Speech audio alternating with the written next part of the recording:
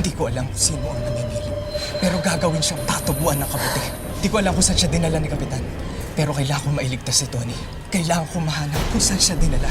Nakarating ka rin sa wakas. Ang pangalan ko dati ay Magda. Ako ang tiyahin mo. Ngayon, ako ang sangre. Ang tulay sa pagitan ng mundo ng tao at mundo ng kulimlim.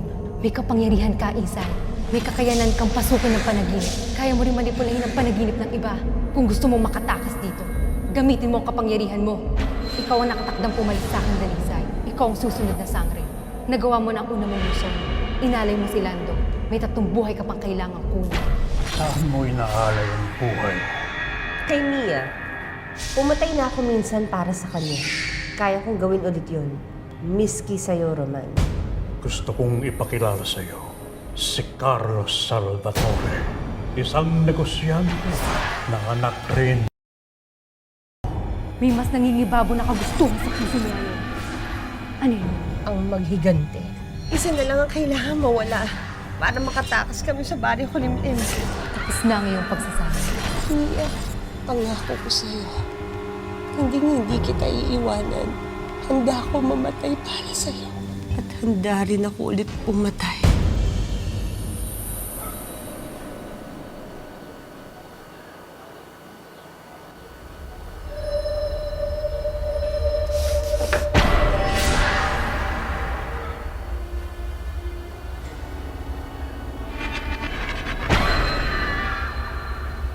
Bakit nandito tayo, Isan?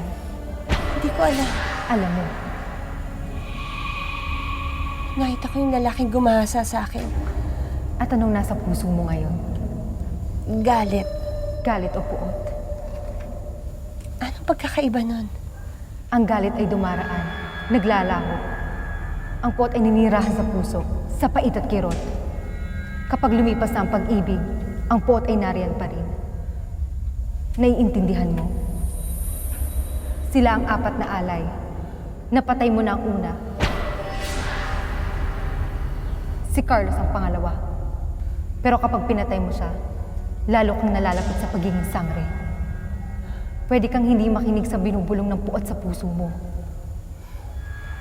Takasan mo ang paghihiganti. Patay mo si Papang sa panaginip niya kung kaya mo. Umalis ka na dito kasama si Mia. Kalimutan mo na si Carlos at ang 4 Santo. Pero hindi pwede hindi siya magbayad. Ikaw wala makakapagpasya. Hindi mo pa sila maaaring makilala.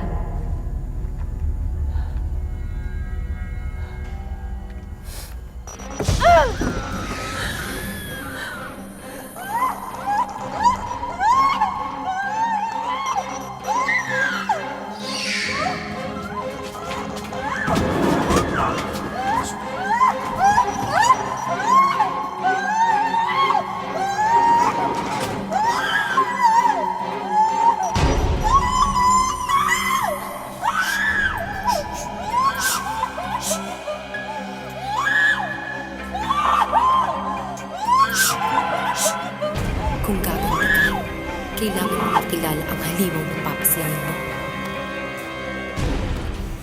Ang kayupan ng ama, pasa ng anak sa pagtanda, kasalanang nanganganak ng kasalanan. Tay, tama na po. Huwag kang maingay sa nanay mo. Lagot ka sa akin. Tandaan mo yan. Masdan kung paano umikot ang singsing na ulupong.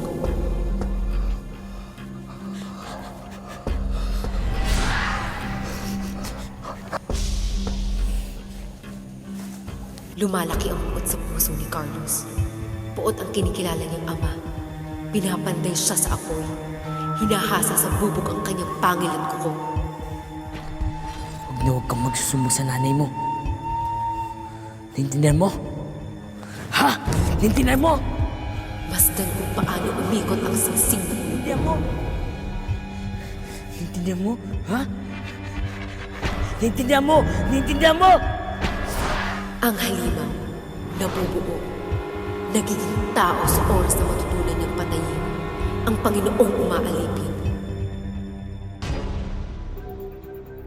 Masdan kung paano umikot ang siksing na ulupong.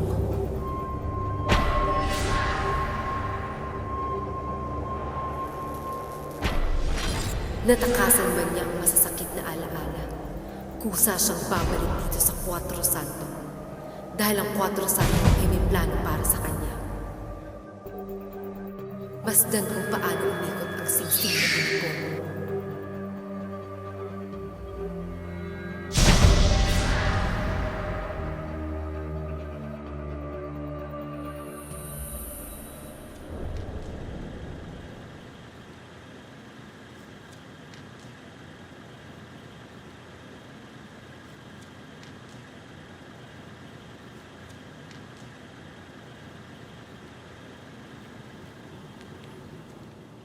Excuse me?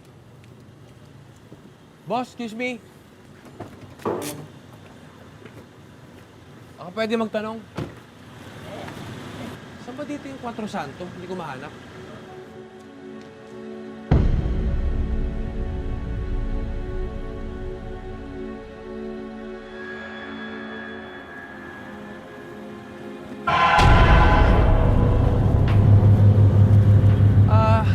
Hinahanap ko yung bahay ng mga Balo Blanca.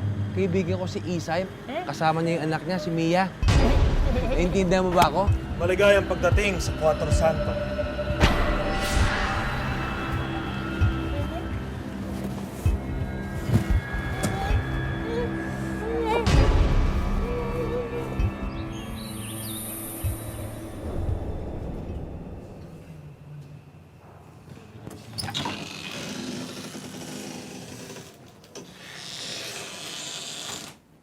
Miss Isay, tsaka nyo. Hindi ba delikado sa'yo na makita niya ng kasama ako? Nakatakdan tungkulin ko ang maging asawa ni Mia. Kasama sa tungkulin tong maging malapit sa nanay niya. Basta hindi nila alam ang pinagpaplanuhan natin.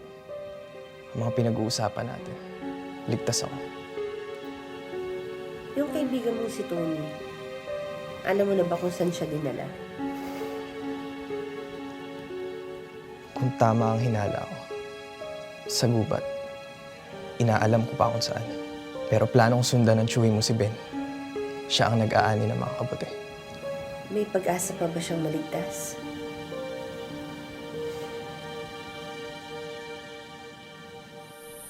Hintayin mo ako sa sasakyan. May kailangan kang malaman.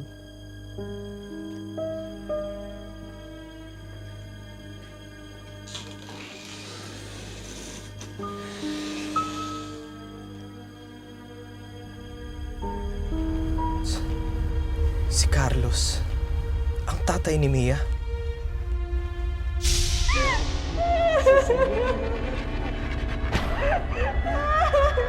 Gusto kong ipakilala sa iyo si Carlos Salvatore, isang negosyante na anak rin ng bayan.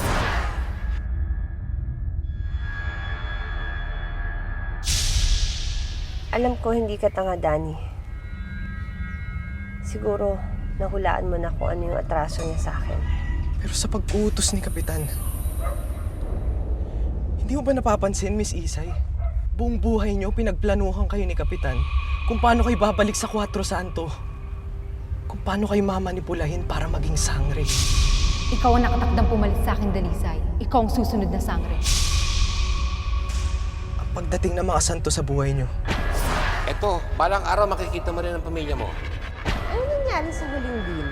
Si Mr. Salazar, nako, ayun, na-aksidente habang nagbabakasyon. anong nangyari kay Mia? Matulungan mo ako! Hinahabol nila ako! Mia, sino umabal sa'yo? Sila natin papatayin daw nila ako, ma. Tulungan mo ako, bilisan mo! Ang pagkamatay ng nanay mo. Ano ang kahilingan mo, Belia? Iligtas mo si Mia! Iligtas mo ang apo ko! Alam mo ang kapalit nito.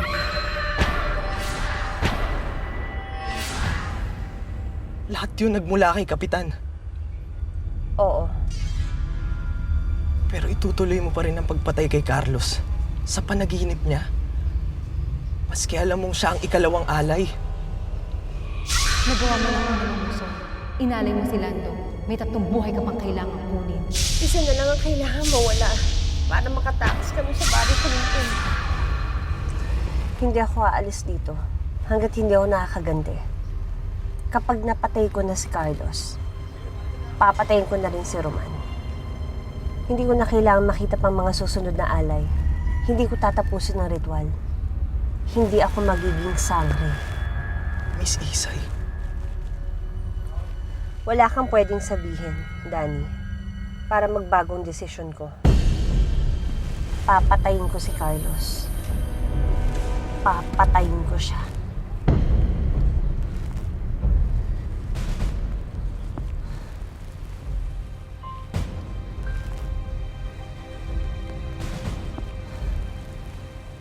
Mia.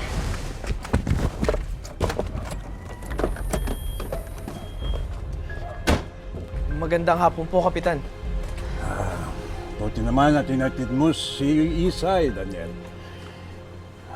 Mukhang hindi pa panatag ang kanyang kalooban sa ngayon. Suspecha ko, nag-aalala siya ng mabuti sa kanyang anak. Kaya naman dinala ko dito si Mia. Sabi ni Dr. Lazaro, baka makatulong na makasama niya ang kanyang ina. Kahit ngayong araw lang. Bukas, ibabalik ko na siya sa ospital. Thank you, Danny. Magkita na lang tayo bukas sa school. Sige po, Ma'am Isay. Magpapaalam na po ako, Kapitan. Baka hinahanap po ako ni Chong Carding. Bayo con Dios, Daniel. Sige po. Nagkausap kami ni Carlos. Naikwento ko sa kanya tungkol kay Mia na may karamdaman siya. Nagalok siya na tumulong. Sabi niya, ipapakita niya si Mia sa isang magaling na psychiatrist. Dahil ito ang tumulong sa kanya sa pagtimpi ng kanyang problema.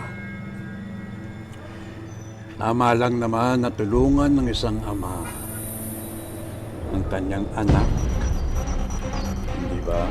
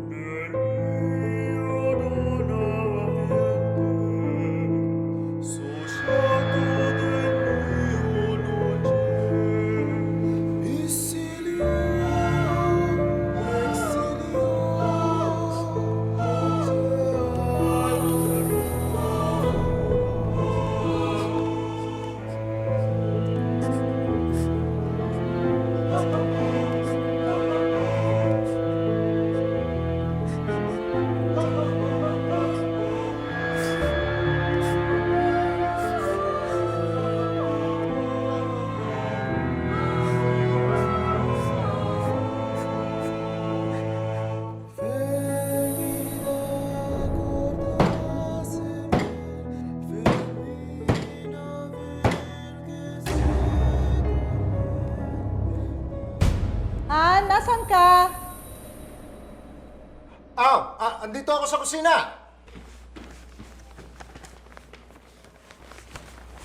Hi. Hi, Han. Oh, bakit nagluluto ka? Akala ko ba magdi-dinner tayo sa labas ni Irene? Napaaga yung usapan namin ni Kapitan. Natapos ka agad eh. Kaya, wala. I just thought of cooking. Ganun ba talaga pag nag-early retirement, Charlie? Kung ano-ano iniisip mong gawin dito sa loob ng bahay. Ay, no, Han. You know, for the past 17 years, di ba? Wala akong ginawa kundi magtrabaho. Work and work and work. Hindi na nga ako umuwi ng bahay, di ba? Until I understood na emotionally distant na ako sa inyo ni Irene. Lumalaki siya at lumaki siya ng walang daddy. Dahil naubos ang oras ko sa katatrabaho, di ba? At kung hindi pa nagkaroon ng near-fatal heart attack, I realized, tama na ang negosyo. Tama na ang trabaho. Tama na ang lahat. Hindi yun ang importante. Para sa akin, ang importante is my family. Kayo ni Irene. Kaya nga kinumbinsi kita at saka si Irene, di ba? Let's go back here sa hometown ko where everything is slower and life is simpler. In short, payback time ko na sa'yo, Tahan. It is my payback time. Sa inyo ni Irene. Kaya, titikman ninyo ang niluto ko. I won't have it any other way, Charlie. Mag-ayos na ako ng lamesa. Dahil pauwi na rin si Irene maya-maya. I know it. Sige na, sige na. Marami pa akong tatapusin.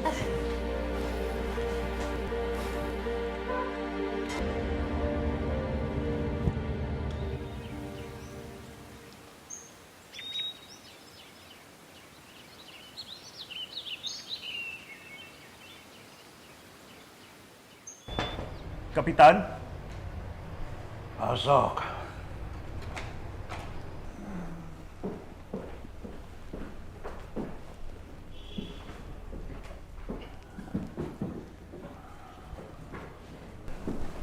Hindi na po gumagana ang dating dosage, Kapitan. Doble na po ito. Habang tinataasan ko ang dosage, lalong kumakalat ang cancer sa katawan ninyo. Pinagpala nga ng mga puo ng angkan ninyo. Pero hindi kayo binigyan ng kapangyarihan para talunin ang kamatayan. Paano ko matatandaan ng 4 Santo kapag patay na ako, Lazaro? Igagalang po namin ang alaala ninyo. Dahil malaki ang utang na loob namin sa inyo.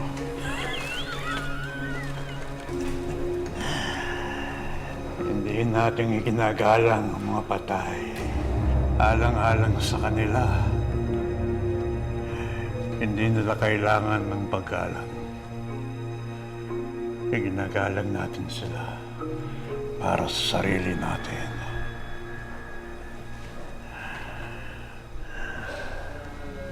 Mali ka, Lazaro. Hindi ako igagalang. Makikita ng lahat ang tunay kong anyo. Isang halimaw. Sa isa pong nag-aaral ng medisina, kapag tinitingnan sa lente ang katawan ng tao ay walang maganda dito. Tao po kayo, hindi po kayo halimaw.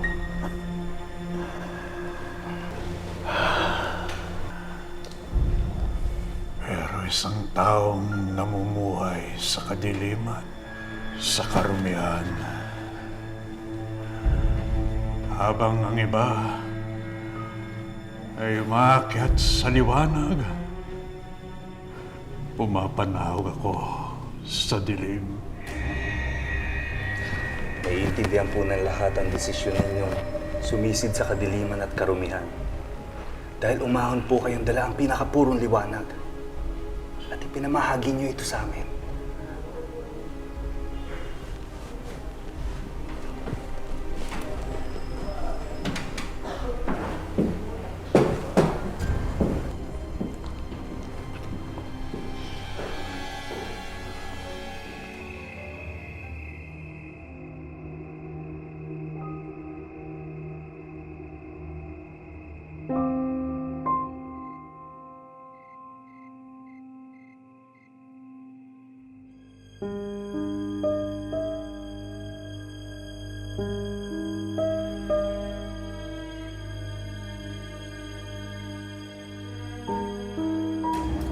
How's the food? Nga pala, Irene. Kumusta ang pamamasyal mo sa Cuatro Santo? How do you find the town?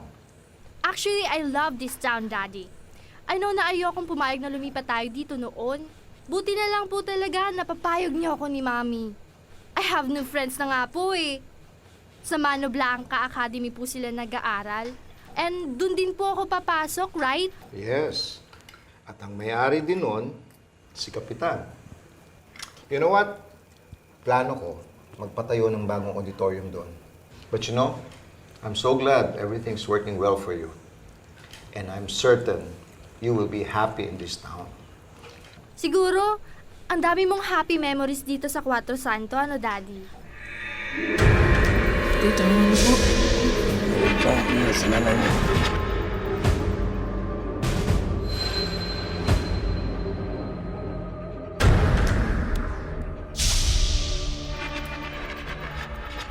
Oo naman. Oo naman. O nga pala, Han. Kumusta yung sineset up mong salon? Okay naman siya, Han. Maraming matulungin at mababait na tao dito, Han. Saka, marami palang naiiwang mga gamit dun sa parlor. Naiwan daw yun ng may-ari dito dati. Han, malaki ang natipid ko. Before I forget, may paboritong pagkain dito sa Cuatro Santo. Presenting.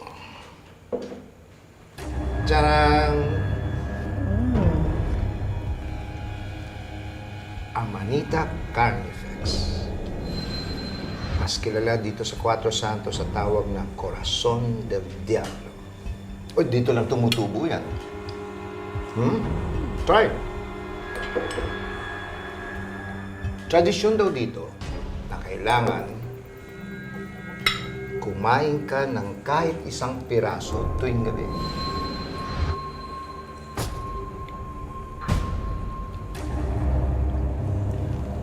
Sabi ng mga matatanda rito, bago pa dumating ang mga Kastila, ito na ang paboritong pagkain ng mga ninununa.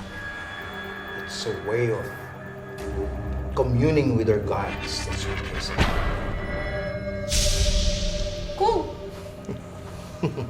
siguro mas masarap to kung mas maraming herbs, garlic, butter, konting oregano, or maybe parsley.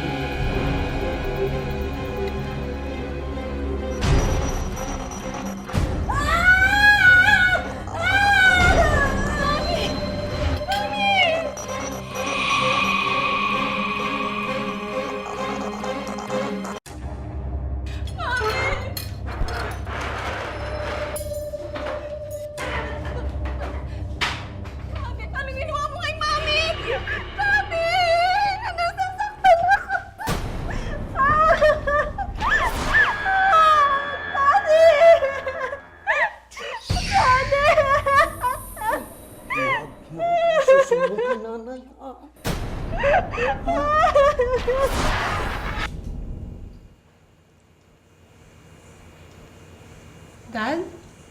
Han, okay ka lang ba? Parang namumutla ka. May nararamdaman ka, Han?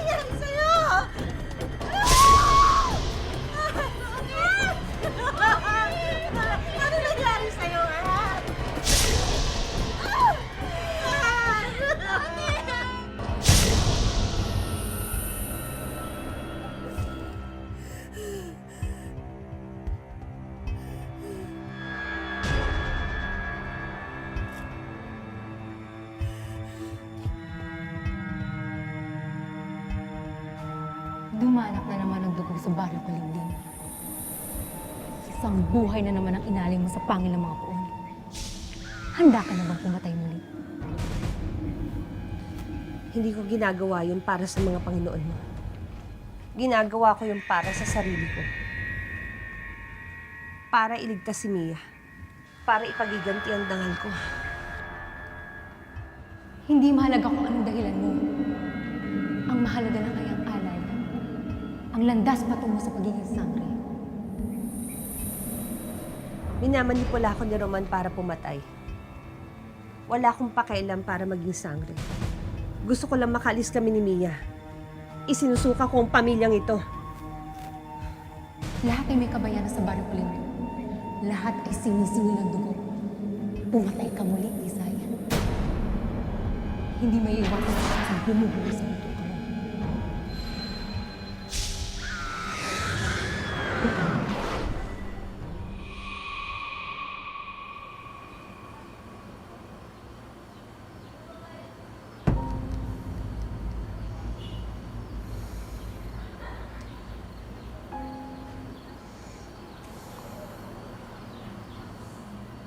Pangako, Mia. Ililigtas kita. Aalis tayo sa baryo Kulimlim. Kung kinakailangan sunugin kong bayang ito, gagawin ko.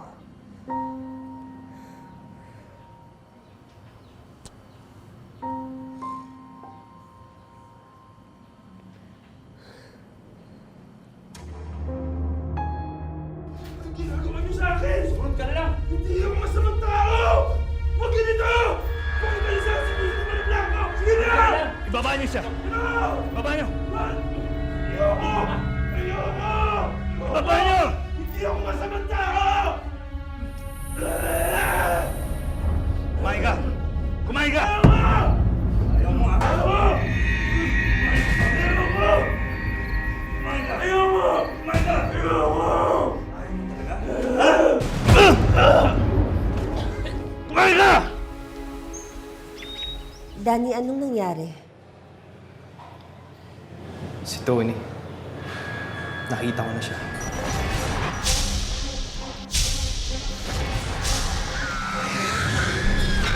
Sinundan ko ang Chongben mo sa gubat.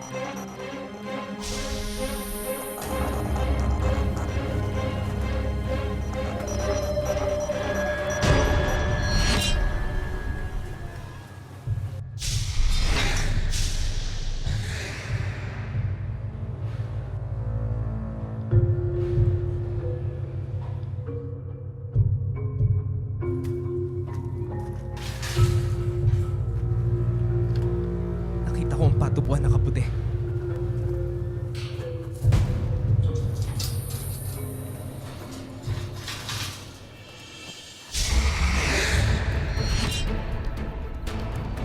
Madumi. Mabaho. Nakita ko silang lahat.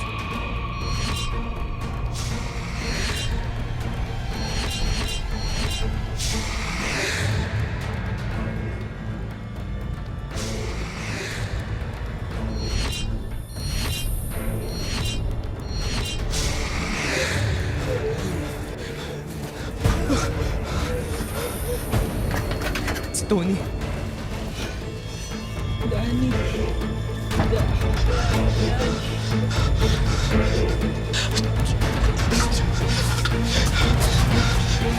Tulungan natin siya, Miss Isay.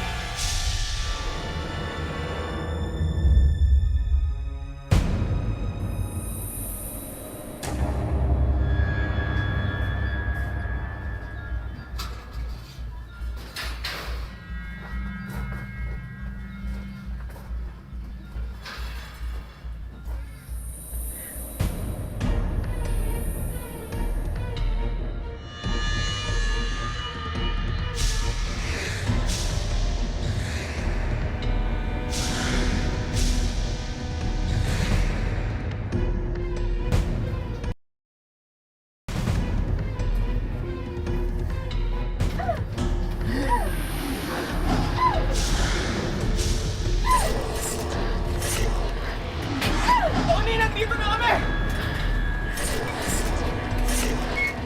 Palayain niyo na kami. Pusin niyo yung paghihirap namin. Parang Pang-away niyo na.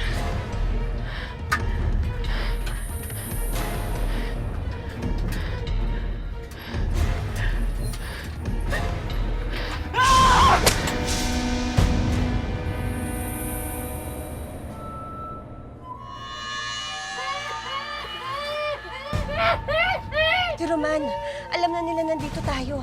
Paano ka? Walang gagawin sa akin si Roman. Kailangan nila ako. Magtago ka muna dito. Ako sasalubong sa kanila.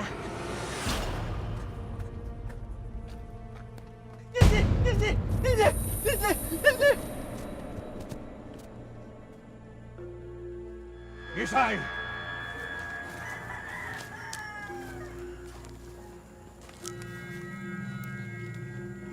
Anong ginawa mo? Pinatay ko na ang pataniman mo ng kabuti. May nakaimpok akong corazon del diablo sa asyenda.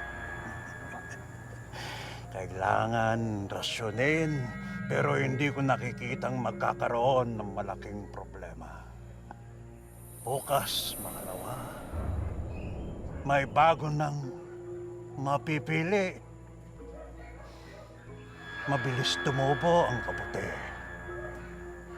Nagsayang ka lang ng pagod mo dito, Isay. Ano bang gagawin ko sa'yo? Sinuway mo ako! Hindi ko pwedeng palampasin ito. Ano? Papatayin mo ko? Papatayin mo magiging sangre? Hindi kita pwedeng patayin. Tama ka. Pero hindi ibig sabihin na hindi kita pwedeng parusahan.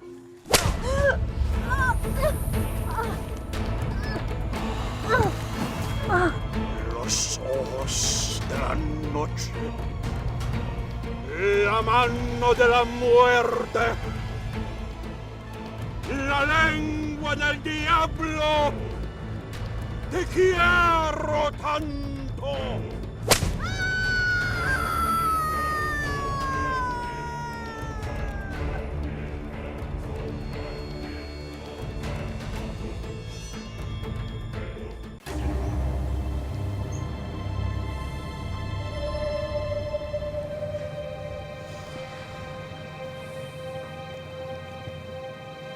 Danny? Miss Isay, dahan-dahan lang po. Parating na po si Dr. Lazaro para bigyan po kayo ng pampalis ng sakit. Akala ko... Buti nakatakas ka. Akala ko nahuli ka. Aayusin ko lang po itong ulan nyo. Baka nakikinig sila. Sige po. Sabi ko na lang po kay Ma'am Rosa yung pinapabili nyo. Get well soon po. Sige po.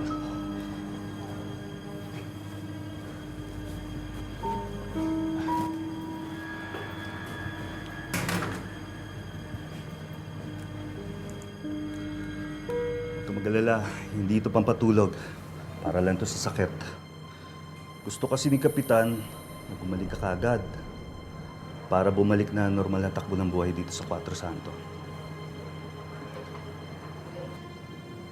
Bakit niyo hinayaan si Roman maghari, Dr. Lazaro? Kung di niyo ito binigay sa kanya, wala siya kapangyarihan. Alam mo, taga Maynila din ako, Miss Isay. May klinik kami noon. Kami na mag-asawa. May 5 taong gulang anak kami. Gusto niya maging balerina. Simple lang ang buhay namin. Wala kaming naagrabyadong tao. Free clinic kami tuwing Pasko. Lagi namin tinuturo sa anak namin na ang kayamanan ng isang tao ay yung mga pinaghirapan lang niya. Ibalik sa mundo kung ano yung kinuha niya dito. Pinatay sila ng isang anak ng politiko dahil sa parking. Dahil sa parking. Kung binalikan lang ng asawa ko yung cellphone niya, kung huminto lang siya sa isang gasolinahan, kung tumagal lang yung traffic ng 1 minuto, buhay pa nga mag-ina ko. Sinuko namin ang kalayaan namin kay Kapitan. Kapilit ng biyaya ng Cuatro Santo. aking pinto. Walang mga lobo. Kaya hindi niyo nakikita yung lobo. Dahil ginawa niyo siyang pastol.